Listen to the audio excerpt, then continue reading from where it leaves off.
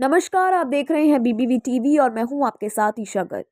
प्रधानमंत्री नरेंद्र मोदी ने युवा नेताओं के संवाद कार्यक्रम में भारत की तेज आर्थिक वृद्धि पर अपने विचार साझा किए। उन्होंने बताया कि भारत ने $1 ट्रिलियन से बढ़कर अब लगभग $4 ट्रिलियन की अर्थव्यवस्था बनकर एक नई दिशा अपनाई है।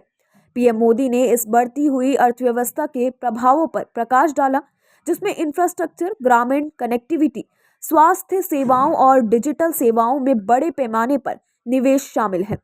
उनके अनुसार ये आर्थिक बदलाव नागरिकों के जीवन को बेहतर बनाने में अहम भूमिका निभा रहा है। जब हम बढ़ती हुई इकोनॉमी के आंकड़े की बात करते हैं तो कुछ लोग सोचते हैं इससे हमारे जीवन पर क्या प्रभाव पड़ेगा। सच्चाई ये है कि जब इकोनॉमी बढ़ती है तो जीवन के हर स्तर पर उसका सकारात्मक प्रभाव पड़ता है। इस सदी के पहले दशक में भारत $1 ट्रिलियन की इकोनॉमी बना। मैं 21st सेंचुरी का फर्स्ट 10 ईयर की बात कर रहा हूं। तब इकोनॉमी की साइज छोटी थी, इसलिए तब भारत का खेती का बजट कुछ हजार करोड़ रुपए था। भारत का इंफ्रास्ट्रक्चर बजट 1 लाख करोड़ रुपए से भी कम था। और उस समय देश की क्या स्थिति थी? उस समय ज्यादातर गांव सड़कों से वंचित थे, बिजली से वंचित थे, नेशनल हाईवे और रेलवे की स्थिति बहुत खराब थी। बिजली, पानी जैसी बुनियादी सुविधाओं से भारत का बहुत बड़ा हिस्सा वंचित था। साथियों, इसके कुछ समय बाद भारत $2 ट्रिलियन की इकोनॉमी बना। तब भारत का इंफ्रास्ट्रक्चर बजट 2 लाख करोड़ रुपए से भी कम था, लेकिन रोड, रेल, एयरपोर्ट, नहरें, गरीबों के घर, स्कूल, अस्पताल, ये सब पहले के मुकाबले कुछ ज्यादा होने लगे। फिर इसके बाद भारत तेजी से $3 ट्रिलियन का इकोनॉमी बना। नतीजा ये हुआ कि एयरपोर्ट की संख्या 2 गुनी हो गई। देश में वंदे भारत जैसे आधुनिक ट्रेनें चलने लगी। बुलेट ट्रेन का सपना जमीन पर उतरने लगा। भारत ने दुनिया में सबसे तेज गति से 5G का रोल आउट किया। देश की हजारों ग्राम पंचायतों तक ब्रॉडबैंड इंटरनेट पहुंचने लगा। 3 लाख से अधिक गांवों तक सड़कें पहुंच गई।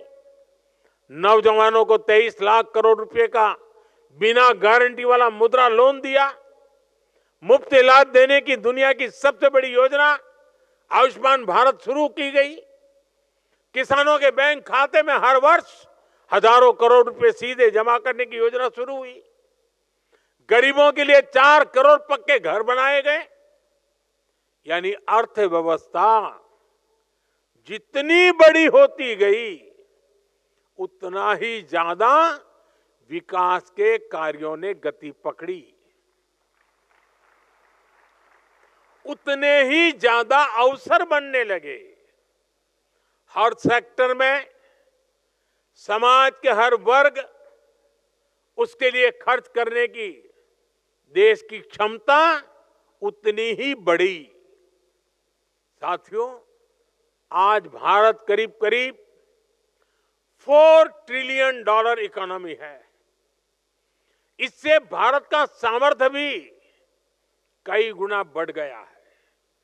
2014 में जितना इंफ्रास्ट्रक्चर का पूरा बजट था, जितने पैसे में रेल, रोड, एयरपोर्ट सब बनाए जाते थे, उससे कहीं अधिक पैसे आज भारत सिर्फ रेलवे पे खर्च कर रही है। आज भारत का इंफ्रास्ट्रक्चर बजट 10 साल पहले की तुलना में करीब 6 गुना अधिक है। 11 लाख करोड़ से ज्यादा है।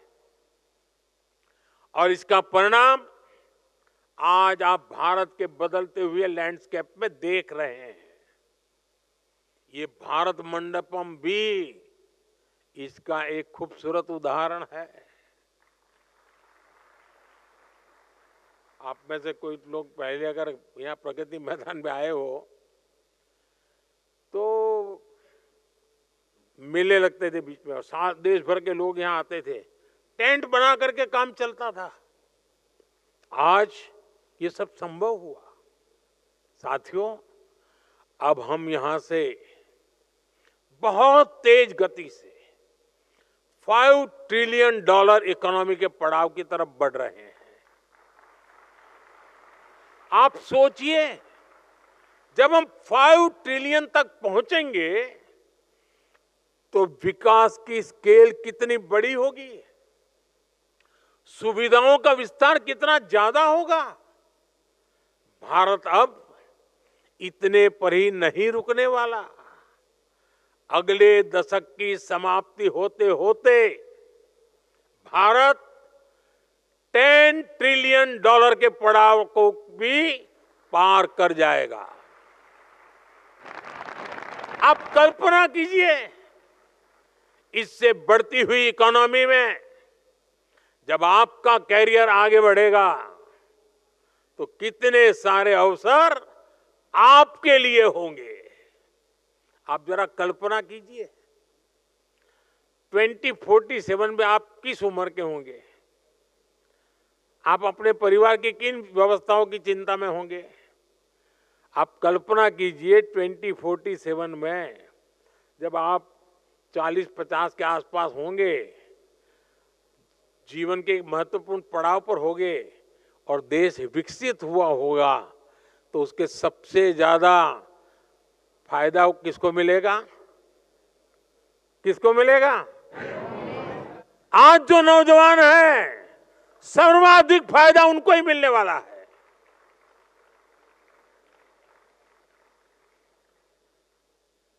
और इसलिए मैं आज आपको पूरे विश्वास से कह रहा हूं, आपकी पीढ़ी न सिर्फ देश के इतिहास का सबसे बड़ा परिवर्तन करेगी, बल्कि उस परिवर्तन की सबसे बड़ी लाभार्थी भी होगी।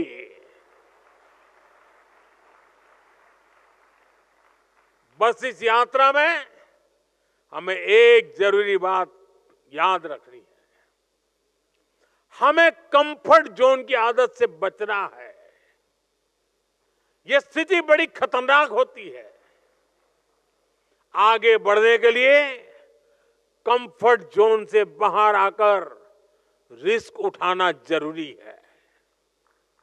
इस यंग लीडर्स डायलॉग में भी युवा अपने कंफर्ट जोन से बाहर निकले, तभी यहां पर भी पहुंचे। यही जीवन मंत्र आपको सफलता की नई ऊंचाई पर ले जाएगा।